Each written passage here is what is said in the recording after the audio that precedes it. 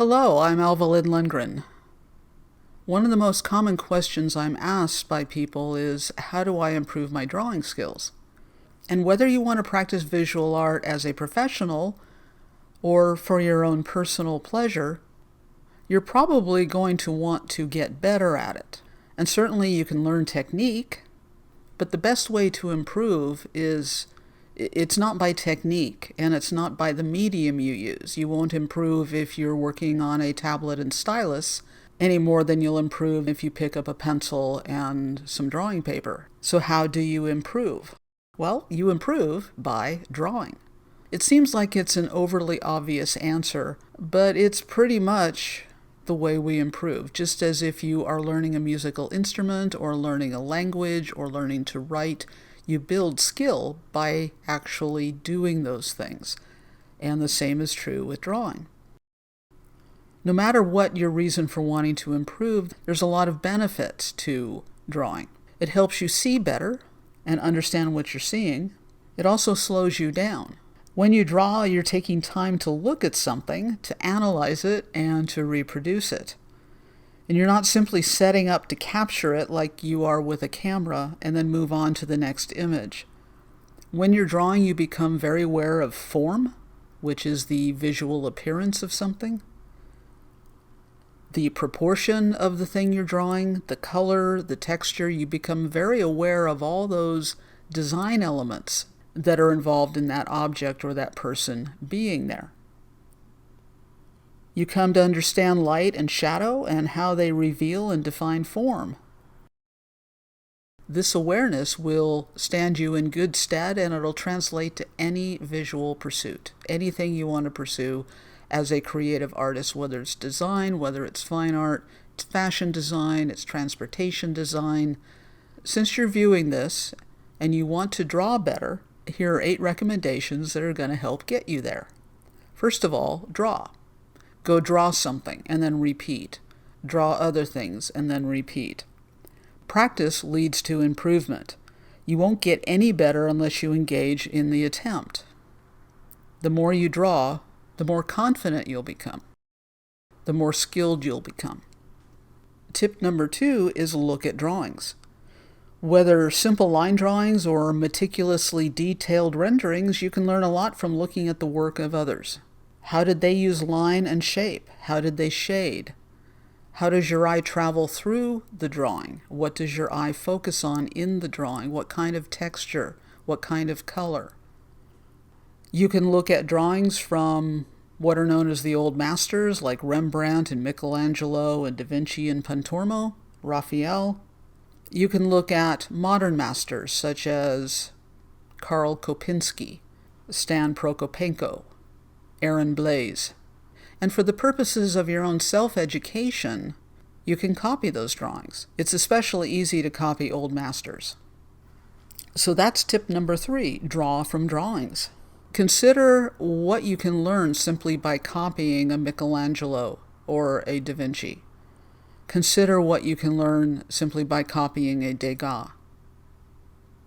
Copy the old masters, copy modern day masters. Another thing you can do is draw from photographs. When you're working from photos, look at edges, shapes, and angles. Don't trace the photo, by the way. You will learn nothing by tracing anything. Draw it. Take that courageous step, put pencil to paper or pen to tablet, and just start drawing. And keep in mind that many photographs do include distortions, whether they're shapes or scales or proportions. So use photographs as reference, but pursue accurate proportions if you want to communicate accurately. The thing about drawing is, it's not necessarily expression. Drawing is a form of communication. You are communicating the thing that you are drawing. You're communicating what it is, you're communicating what it's made of, its height, its width, its form. So drawing is not just creative expression. Tip number 5, draw from life. If you're just starting out, pick simple objects and work your way up to complex ones. You should check out my Draw What You See drawing challenge, which I have linked in the description below. And that's just a list of everyday items that you can draw one a day over the next 30 or 31 days over the next month, and you will improve. Start out simply, things that are cubes and spheres and triangles, and work your way up to more complex forms like your dog, your cat, your bird, your furniture, your living space. Hands and feet are the most complex parts of your anatomy, but they are readily available subject matter. They're always with you. So if you can master drawing hands, you can pretty much draw anything. Tip number 6 is to take a class. The benefit of a class is not only do you receive instruction directly, whether you're taking it online or in person, but a class will keep you accountable. Your teacher will correct your weaknesses. Watching others draw is immensely beneficial for building your own drawing skills, for building your own observational skills. So where do you find a class? They're all over the place online. You can check your local community college, university extension, community adult school. Another source may be your local art supply store, because very often artists and teachers post notice of drawing meetups or uninstructed sessions with live models or for private instruction. Tip number 7, and I believe this is a must, keep a sketchbook. And what I mean is keep it with you, open it up regularly, and work at filling it. Your sketchbook serves as a reminder to grab your pencil or pen and do some drawing. If you'd rather draw digitally on your tablet, there's a variety of apps that are very suitable for drawing and sketching. And the last tip, and this is probably the most important, is to be intentional about it. This is actually the hardest thing, because if you want to improve at anything, you must decide to do it. You need to make a commitment and schedule regular time every week or every day. In order to become better at anything, you need to make a habit of it. And that is true with drawing. I think it's also important to understand why you desire or need to draw. For me, it supports my professional work, but it's also something that provides a lot of pleasure and relaxation. I simply enjoy drawing. It's foundational to my painting and my design. It's foundational to who I am, actually. And I find that drawing something or someone makes that thing or person more important to me. As I come to understand the thing as I'm drawing it, I can perceive how it was formed and why it was formed. What's it used for? Who is this person I'm drawing?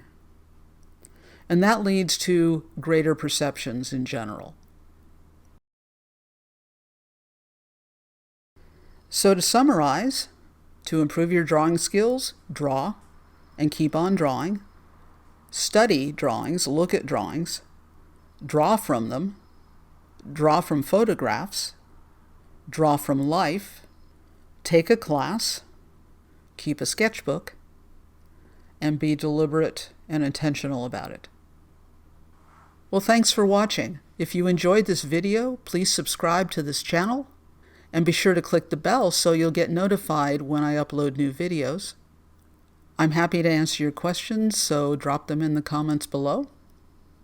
If you want to get tips, challenges, and links to tutorials in your email inbox, use the link in the description below to subscribe to my mailing list. And be sure to check out my other videos about drawing, design, and color.